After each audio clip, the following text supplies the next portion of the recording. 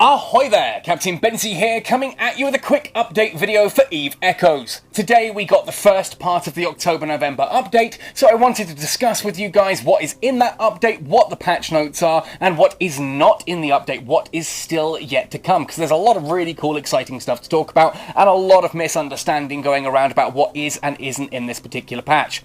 So, as usual, if you do enjoy this video, let me know by hitting like on it, sub to the channel for all things EVE Echoes, ding that notification bell to never miss an upload, and let me know in the comment section below what topics you want to see me cover in future videos. Finally as well, please note that this video is not going to have much in the way of shiny graphics at all. There are a couple of bits here and there, so if you just want to listen to this as if it's a podcast, do feel free to. I will give you an alert when something is coming up on screen that we're going to talk about. That said and done then, let's have a look at today's patch notes. So if we open up the update thing here, we can see 10/28/2020, so the 28th of October 2020 is the update that we're looking at here.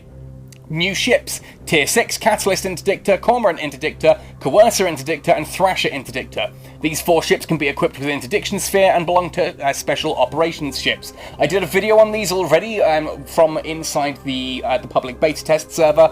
You can go and watch that video, and we talk there mainly about the Thrasher Interdictor, but we do have a look at some of the others as well and how Interdiction Sphere launches work.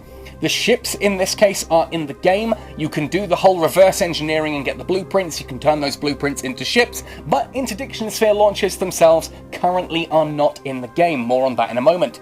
Tier 8, Blackbird Interdictor, Celestis Interdictor, Bellicose Interdictor, Arbitrator Interdictor, able to install Warp Disruptor Field Generator, and is good at electronic interference. Again, the ships are in the game. You can reverse engineer and build the ships. You cannot, obviously, do any... the Warp Disruptor Field Generators are not in the game yet either. They're also Tier 8 ships, so you can't actually build or fly them just yet, because no one yet is Tier 8.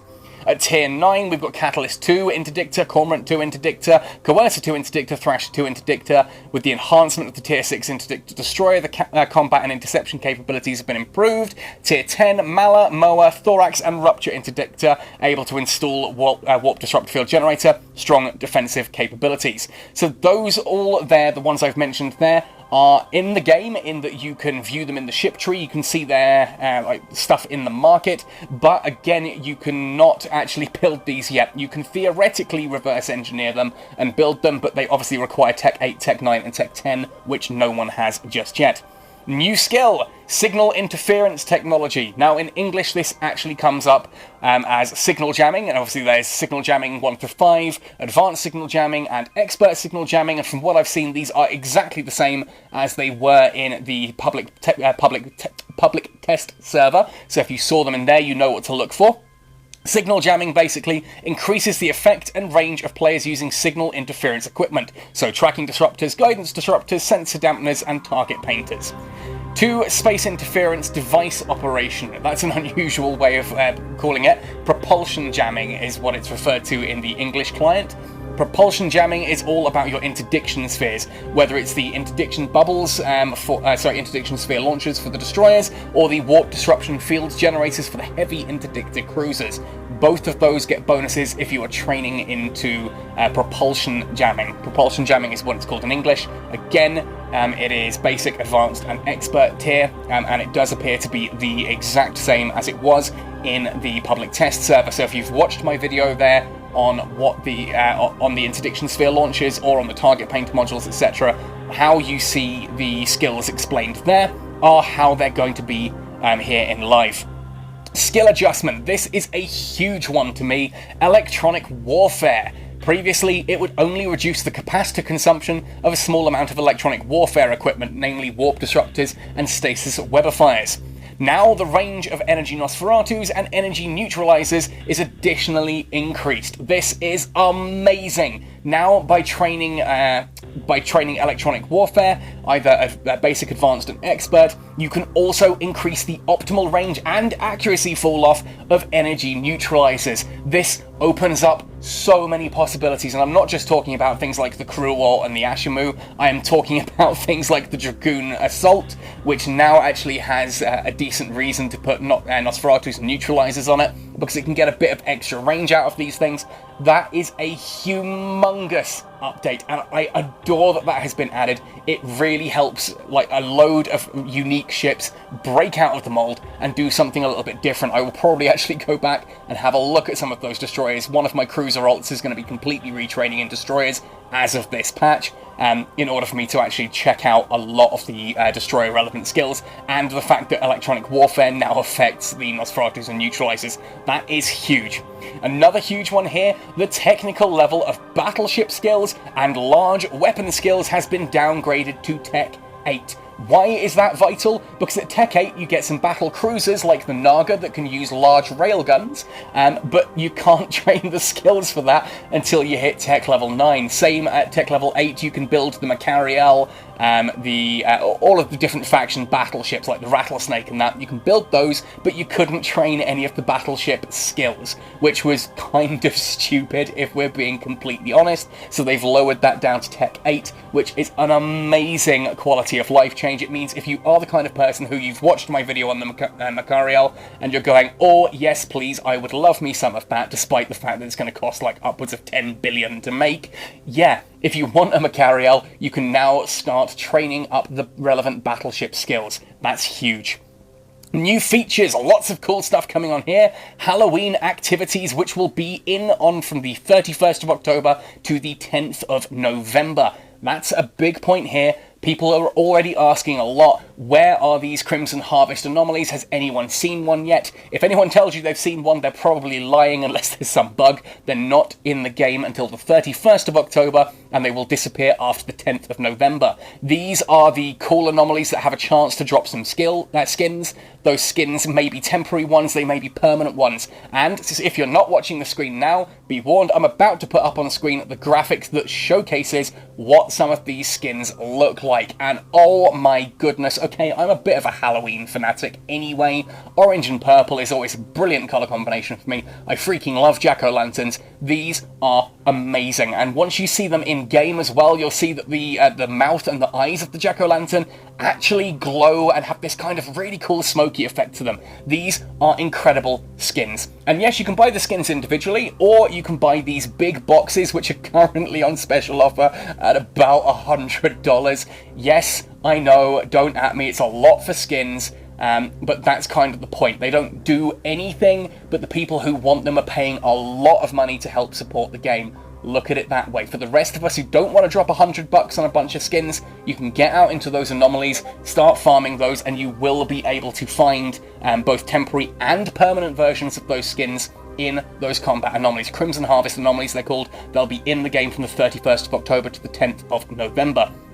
Added Alliance channel. Oh yay! Oh yay! Oh yay, this is something we've been crying out for since the game launched. If you're in an alliance, there are 10 corporations in that alliance. You could not communicate between any of them. If you needed to do something like a call to arms down in Nullsec, you were pretty much screwed. Now you have your local chat, you've got your corporation chat, and you get an additional now alliance chat channel, and it is amazing. Anyone in a corporation in your alliance can now talk to each other. You can use that for system defense, you can use that for working together with bigger fleets. It's amazing. Single-handedly one of the best things ever to be added to the game as far as I'm concerned. Test server is closed. Well, no shiznit Sherlock.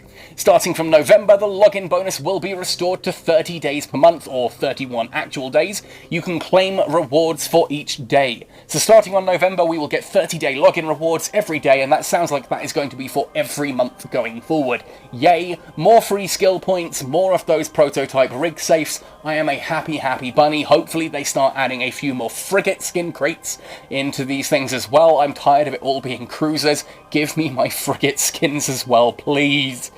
Anyway, yeah. Added 8 light interdictors and 8 heavy interdiction cruisers to construction and market. Makes sense. Added 7 new modules to the market. That is, let's see if I can remember these all. Interdiction sphere launchers, warp disruption field generators, warp scramblers, target painters, sensor dampeners, guidance disruptors, and tracking disruptors. Yes, I can remember all of them. Happy days. And I did a video on every single one of those except for warp scramblers and heavy interdiction spheres. I started to do the heavy interdiction sphere one using the Blackbird Covert Ops. I had one of those built, was all fitted out and showcased. As I was flying it out for the demonstration, the server closed. Yeah. Good fun times. I will put that out if enough people ask in the comment section. I will post that video incomplete as it is, just so that we can talk about what the heavy interdiction spheres actually are and how they kind of work, though there is no demonstration. 7. Cloaking in cosmic anomalies will no longer stop them from being erased. Jicaforte, I can hear you screaming with joy in the distance somewhere. Basically, what you could do here was you would clear something like a base in a system, you would then sit there with an alt in a cloaked stealth bomber or something, and just never log off. Just leave a cloaked ship in the middle of an anomaly. That anomaly, which is empty of ships, will never despawn, and you can completely mess up someone's day with that, because you stop the base ever leveling up, and no one can reset it, because it just doesn't reset. There are no ships in there. You're just sitting in there stopping it resetting. Thank goodness the developers have fixed that. I've already had some people say, oh, that's such a shame, that was really good warfare. No, it wasn't. There's a difference between like being at war with someone and being a colossal douchebag, and that, for me, sorry, is in the colossal douchebag section of the game. Glad that's been fixed. Increase the waiting time while leaving station. During the waiting time, you can abort the undock. If you've ever accidentally clicked undock, gone to hit abort, and oh dear, you're already undocked, this is a great little fix for you. For everyone else, congratulations, it takes 2 seconds longer to undock now. I don't mind this. I think that's a good change. It helps people like me that have fat fingers and occasionally tap the wrong thing. And it takes an extra second or 2 to undock each time. Oh no. Capsuleer outposts can no longer be protected by force field defense modules or defense link modules. This was a big bug that I know a lot of people were screaming about. I'll be honest, I don't know too much about Capsuleer outposts. It's not something I've had much interest in, because I've been waiting for the sovereign stations and things like that, rather than these Capsuleer outposts. The only interest I've had in Capsuleer outposts is in blowing them up when one has been identified in a system near us. Ultimately, there was apparently a bug or an exploit here where force field defense modules and defense link modules could be used to kind of an adverse effect that would make it very hard to do anything with those Capsuleer outposts. So again, I suppose a lot of people are going to be happy about that. Let me know your thoughts on that one in the comments.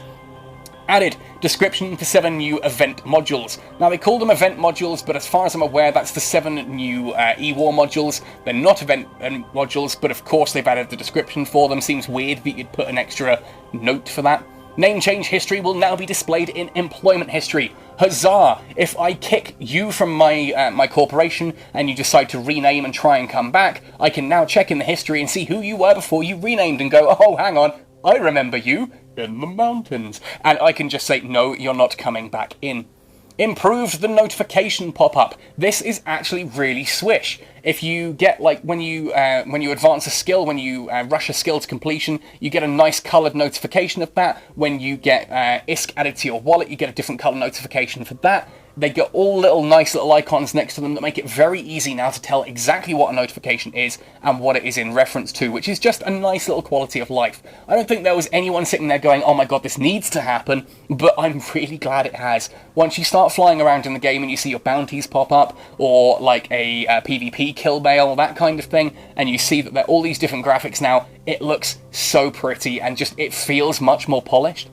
Product names are now displayed in construction notices. Excellent. When you finish something in industry, rather than the industry jobs you posted have been delivered, it will now say the Cannon Collision Accelerator 2 rig that you were producing has now been finished. Really, again, small change, but really, really useful.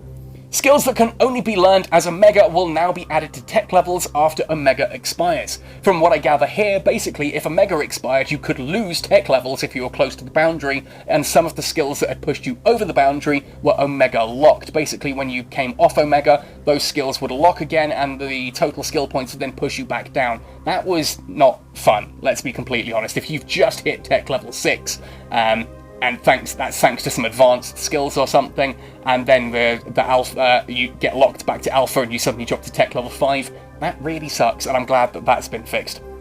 Crime Timer is now also displayed in the station. Okay, how do you dock at a station with a Crime Timer? normally you get shot. I mean, unless you're in a pod. But surely, again, even then, getting in a capsule, you only get into a station if someone blows you up and you're respawning. So I suppose, yeah, that's a bit of a nothing to me. Size of the chat interface improved, so it no longer hides the main interface. That's nice, quality of life. Improved the Capsuleer Outpost info. Don't ask, I don't honestly know what info we're talking about here, but it's a really cool little bit, I suppose, in that it now helps explain the Capsuleer Outpost better. Cool. Fixes. Fixed the issue that tips on drones sometimes did not show the bonus. I think that means bonus to things like the DPS and flight velocity, courtesy of some of the rigs and skills. That's nice. I know some people have been complaining that drones weren't displaying properly, and there was an argument that that was certain skills or rigs bugged. Apparently it's not, it's just a display error that has now been fixed.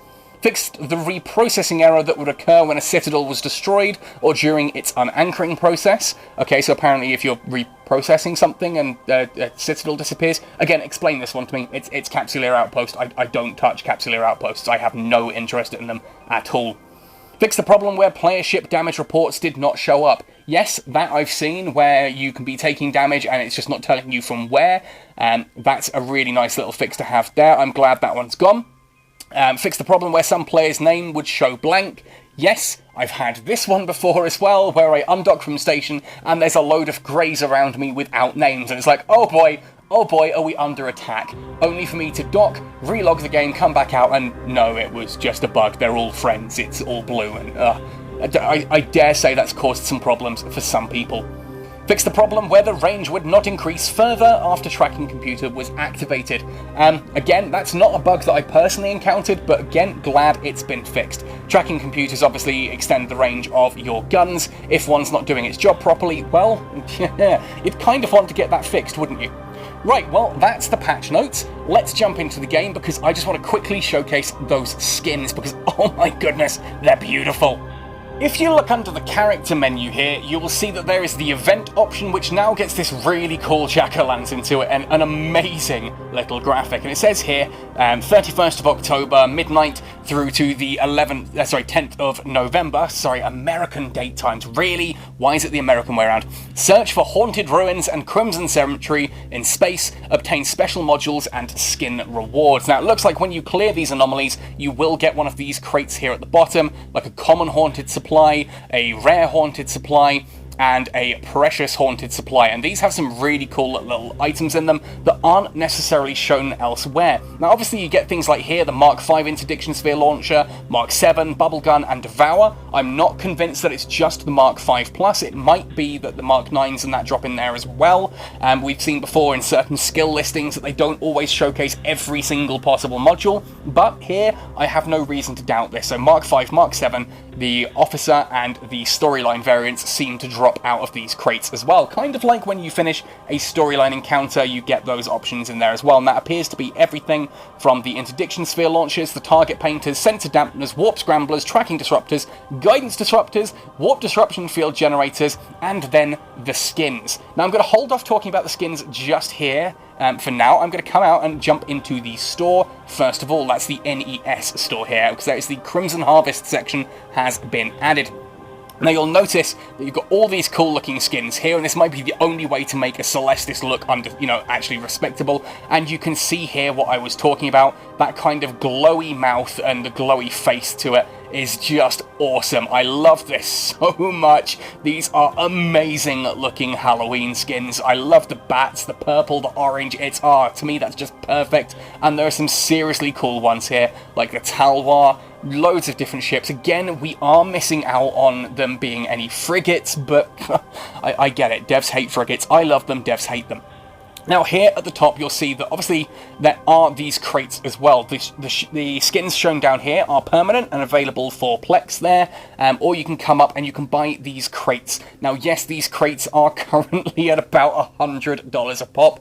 As I said earlier, I don't personally mind that. All of the skins that you get here can be earned elsewhere also, but the vital part to point out here is that anyone who is buying these is spending a lot of money for no additional bonus. That is really helping keep the servers alive, and that I'm all for. And you'll see that when you get these, you get 12 Grimace skins and 14 Hull Orange. or Halorange, Halloween and Orange permanent skins. Now, interesting here, look, Talwar, Talwar Trainer, Talwar Sniper, and Talwar Assault. This covers all of your options. Bellicose, Bellicose Covert Ops, Cyclone, Bellicose Interdictor, Bellicose E-War, Bellicose 2 Covert Ops, they're all here. And then you get down to the Halorange, or Halorange, or however the heck you pronounce those, Thrasher, Thrasher 2, Thrasher Fleet Issue, Thrasher Guardian, Stabber, Stabber Trainer, Thrasher Interdictor, they're all there. That's an amazing amount of skins for some ships that otherwise are not available in this list here. Like, there's no Thrasher skins here. And to see those, you need to go into the ship tree and actually have a look. So if we look up for the Thrasher Fleet Issue, being one of my favourite destroyers to use, obviously we can have a look at the skins. I've talked at length that I really don't like the fact that the Thrasher Fleet Issue has this camo look to it, so now I can make it look this badass Halloween black camo and orange, and that, oh, I want it.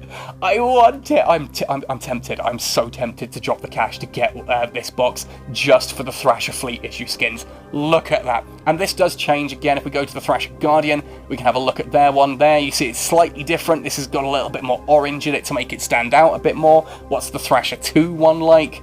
Let's have a look. Very similar to the Thrasher Guardian and the standard Thrasher. Obviously, I've got the Earth skin on this one normally. This is what mine normally would look like. The Halorange, again, very, very similar. So the Fleet Issue seems to stand out compared to the others. What about the Stabber Fleet Issue? Oh, let's have a look. Oh, that's cool. That's so cool. Oh, these are exciting. These excite me. Skins like this genuinely excite me because it looks so cool and it adds so much to the game. Yes, they're expensive, but they are also available, what I was trying to showcase earlier. They are available in these events as well. If we open up these event crates, you'll see that you do get all of these in here as well. There's the Ferox one, for example. Those are the ones that you can buy from the shop. And above those, you do get the Halorange versions as well, for all of the different types. So, like, there's a Caracal one. Okay, I know a lot of people fly Caracals. I think it's only fair that we finish this video off by having a look at what the Caracal Halloween skins look like. So let's have a look at the standard Caracal first of all, at the Halorange. Okay, that's cool. That's cool. I mean, I like the Exoplanets Hunter is a very cool one in its dark sort of coloration, but that is just amazing. What does the Fleet Issue look like? The Navy Issue, sorry, not Minmatar. Oh, that's amazing. That is amazing. And yeah, okay. Some very, very cool skins. This event really does. I love Halloween stuff anyway, but don't get too upset that it's a lot of money to buy those crates. You can still earn those skins, permanent and temporary, through farming those anomalies. And from what we've been told by the developers, those anomalies will actually have a fairly decent spawn rate. So, time to grab a ship, get out there, do some anomalies, starting on the 31st of October, ending on the 10th of November.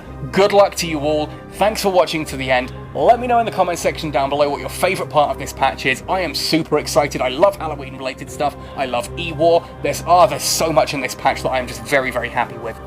What is not in this patch, however, that I haven't mentioned is, of course, the weapon balance updates and sovereignty. Those are coming in November, presumably here on the 10th of November. That is when we should be looking to expect things like sovereignty and the weapon balances. I think some people had some complaints about the weapon balances. I'll be honest, I was personally actually quite fond of the changes. I think that rapids were nerfed enough. They were still useful, but they were definitely designed for using against frigates and destroyers. Mediums did so much better. Medium torpedoes were amazing. If anything, medium torpedoes were probably slightly overpowered. Like, genuinely, the Hound was terrifying. But we'll see. We'll see what happens with those. I will update you as soon as we know what's going on with those. Anyway, folks, as I said, let me know your thoughts and opinions in the comment section below. Thank you for watching or listening to this right and wait until the end. Happy sailing, and see you in New Eden.